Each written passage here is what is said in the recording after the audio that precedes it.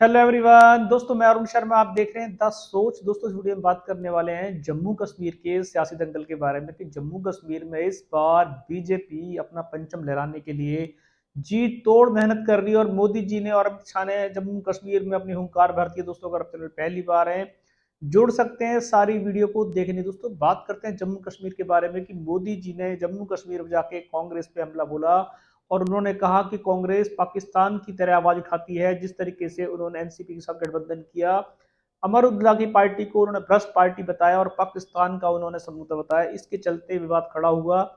अब नरेंद्र मोदी जी की इस बार हुंकार जम्मू कश्मीर में भरी गई है, पर मुद्दे की बात यह है कि अयोध्या में राम मंदिर को लेके जब जितनी बड़ी हुंकार भरी गई थी और अयोध्या की सीट ही बीजेपी हार गई थी, अब मुद्दा वहीं के वहीं आ गया है कि जम्मू कश्मीर में धारा 370 हटाने के बाद मोदी गवर्नमेंट ये कहती है कि वहां की जनता बहुत खुश है। क्या जम्मू की कटरा की सीट बीजेपी निकाल पाएगी, जो हिंदू धर्म से सबसे बड़ी सीट मानी जाती है, जहां लाखों करोड़ों यात्री दर्शन करने आते हैं?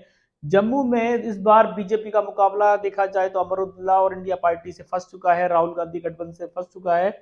और अमित शाह मोदी जी ने इस बार हुंकार भर दिया। उन्होंने बोला है कि इस बार किसी भी सूरत में अमर उल्ला और महबूबा मुफ्ती और राहुल गांधी के सपनों को साकार नहीं होने देंगे। पर जम्मू कटरा की जो सीट है, क्या बीजेपी की बात से वहां की जनता सहमत है?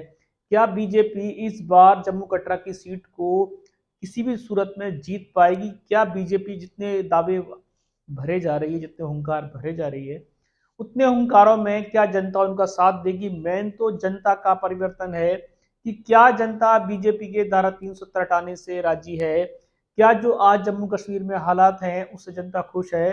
क्या जम्मू कटरा की जो सीट है, जो वहां का निवासी है वो चाहता है कि बीजेपी जीते या राहुल गांधी जीते? ये सबसे बड़ा मुद्दा है, क्योंकि दर्शन करने वाले तो पूरे भारतवर्ष से आते हैं, उनका वहां से वोट बैंक से कोई लेना देना नहीं है।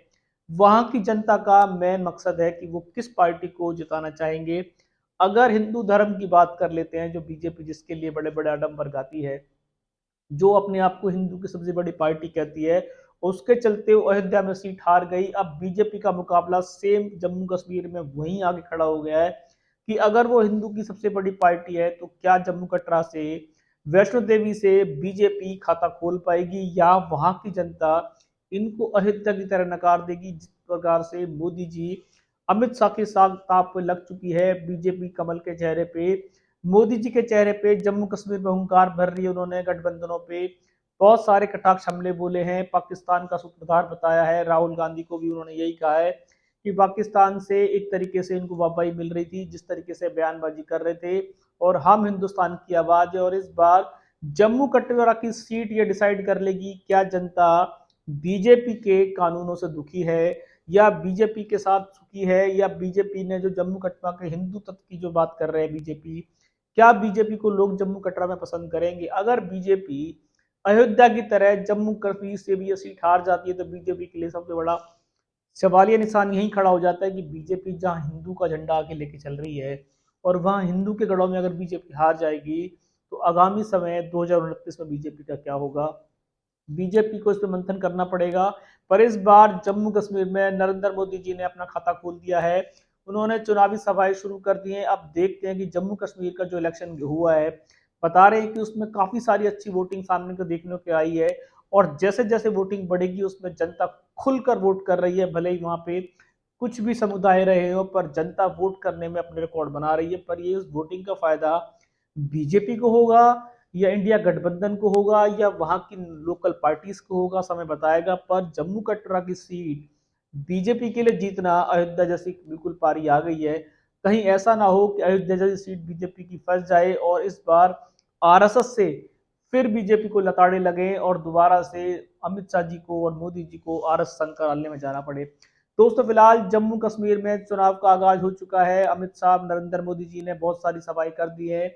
उन्होंने अब्दुल्ला और राहुल गांधी के इस गठबंधन को ठगो गठबंधन बता दिया है, पाकिस्तान के सूत्रधार बता दिया। और वो चाहते हैं कि इस बार जम्मू कश्मीर में धारा 370 जो उन्होंने हटाई थी, जिस तरीके से वहां पे निर्णायक फैसले लिए थे, उसका फायदा बीजेपी को गवर्नमेंट चाहती है। पर जम्मू कटरा की सीट ये डिसाइड करेगी, क्या बीजेपी की वहां पे हिंदू तत्व की कोई शाख जमी है, क्या वहाँ की जनता बीजेपी को पसंद करती है या दुत्कार देती है, समय बताएगा। इस रुझान पे सटीक विश्लेषण लेके आएंगे। अगर आप चैनल पर अब तक नहीं जुड़े तो जुड़ सकते हैं आगामी सभी वीडियो को देखने। दोस्तों मैं अरुण शर्मा मिलूंगा नई सोच के साथ, अपना ध्यान रखें। नमस्कार।